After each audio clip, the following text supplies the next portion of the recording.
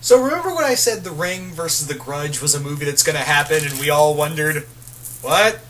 Well, apparently we're getting an even weirder crossover film sometime in the near future. That being 21 Jump Street meets Men in Black.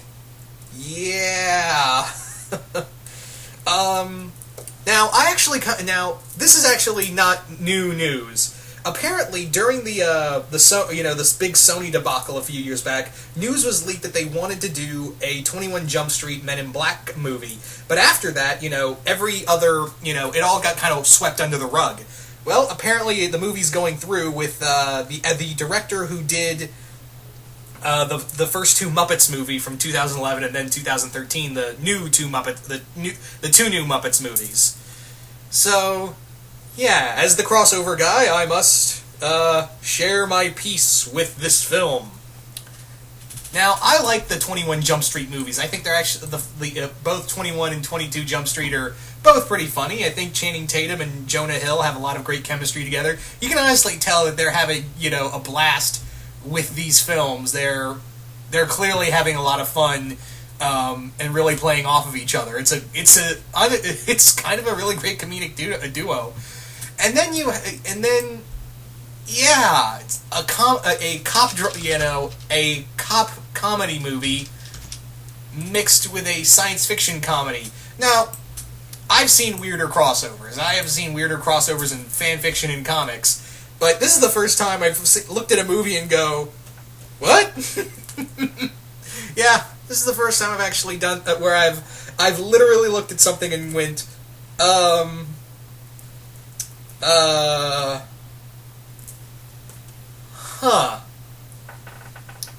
Imagine that. Now, I don't hate the idea. I'm just really like, where did Sony think this was, where did Sony think that this was, I want to be a fly on the wall to that staff meeting of like, okay guys, what do you got for me? Well, how about the third 21 Jump Street movie, but it crosses over with Men in Black? That's stupid enough to be genius. Get to work. Yeah, I would love to have seen how that staff meeting went. Now, again, let me bring up the elephant in the room. Just because a movie has a director attached to it doesn't mean it's going to go through. Case in point, David Slade's Daredevil film. The one that Fox was going to do before they, gave up and, gave the rights back to Marvel, and hence why we have the awesomeness that is the Daredevil Netflix TV show. So, yeah. Now, let's talk about another big thing about this film. Apparently, Tommy Lee Jones and Will Smith will not be in this film as J and K, which I'm kind of like, then what's the point? Apparently, the story is that the two other characters from the Men in Black from the Men in Black organization will be meeting Jonah Hill and Jonah Hill and Channing Tatum's characters, and they go on on this wild ride. Which I'm like, if it's not if it's just the Men in Black organization, then why even do if it's not having J and K in the film, then what's the point really? Because those are the two characters everyone knows. Now, I'm not saying this can't work. I'm not saying that at all. I'm just saying people know those films for Tommy Lee Jones and Will Smith. Everyone else is just like, what? No, really. You ask them about the other characters in the film or who else is in the Men in Black films. People are just like, the worm guys and a talking pug. Also, the guy whose head blows up. That's all you're going to, you're mostly going to get from those films is, when you think of other characters from those films. Everyone just remembers them for Tommy Lee Jones and Will Smith. That's kind of the thing. Now, another way you could have gone with this film is kind of make it like Police Academy, but with Men in Black. Of having, and this is an interesting idea someone posed, is having Jonah Hill and Channing Tatum's characters be inducted into the Men in Black organization and have them kind of like, again, an extraterrestrial version of why did I say Training Day earlier? No, Police Academy. Kind of go with the Police Academy route and have them being trained as members of the Men in Black after seeing something completely, extraterrestrial. Kind of like how Will Smith was in the first movie. Kind of go with that vibe and have either J or K train them. That could have been cool. But yeah, it's just kind of like... And besides, I would have loved to see Channing Tatum and Jonah Hill characters play off of Will Smith and, Tommy Lee Jones' J and K. That would have been like comedy gold right there.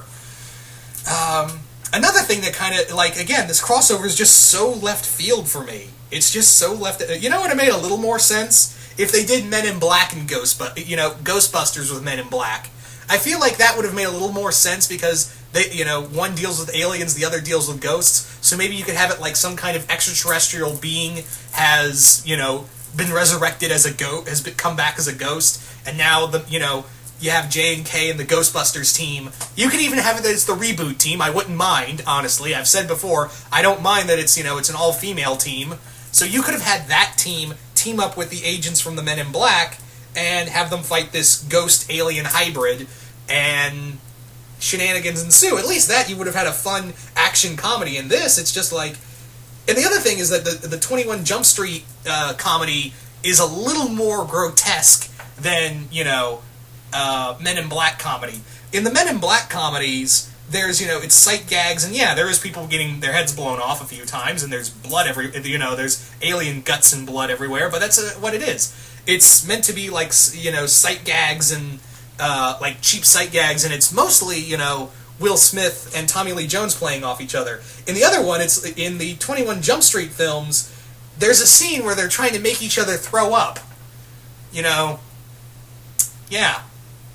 So you got that we got that working for us. So the two comedies, that's going to be interesting to see the two different styles of comedy put together. It's kind of like when you saw the Family Guy and Simpsons crossover, where, they try, the two different styles of comedy just didn't really sit well with them, where, the Family Guy comedy is more in your face, and the Simpson comedy is more, dialogue built most of the time. And that's kind of where it is with Men in Black and 21 Jump Street, where the other one's more in your face comedy with 21 Jump Street, the other one's more dialogue comedy with Men in Black. So that's kind of what it is the Simpson Family Guy crossover, just with guns and lasers. Now, again, I do not hate this idea. I'm just saying, this is a really weird-ass idea that Sony came up with. That's all I'm saying, is that it's just... Will I see the movie?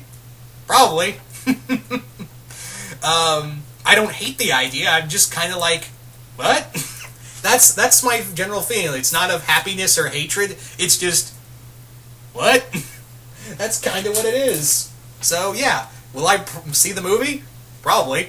I mean, I've liked what the director's done in the past with the Muppet movies, and he's done a few other things too. And I do enjoy the 21 Jump Street films and the Men in Black films. I mean, 2 and 3 aren't that great, but there's still some fun stuff in there. So yeah. Anyway, so you guys tell me again if you can. YouTube comments still glitching. Just what do you guys think of a 21 Jump Street of the upcoming Men in Black 21 Jump Street crossover? Do you guys like the idea? Do you guys hate the idea?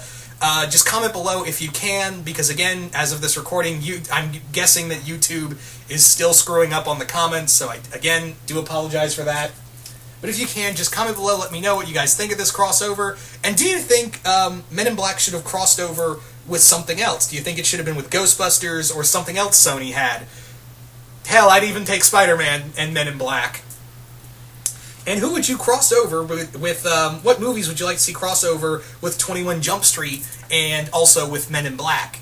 So, yeah, just comment below, let me know what you guys think of it. All this is news, and yeah, hope you all enjoy this, and I will see you guys later.